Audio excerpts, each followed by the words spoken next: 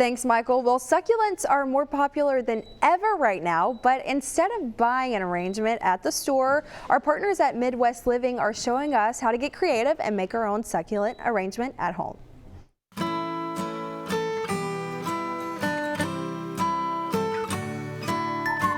A cake stand and some florist moss can provide a simple foundation for this stunning display that works great for a centerpiece.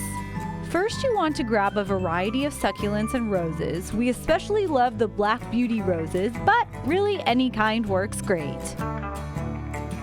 Next, line the surface of a footed cake stand with slightly wet florist moss.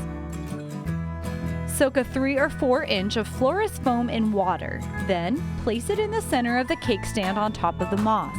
The saturated foam anchors the arrangement while keeping the flowers hydrated.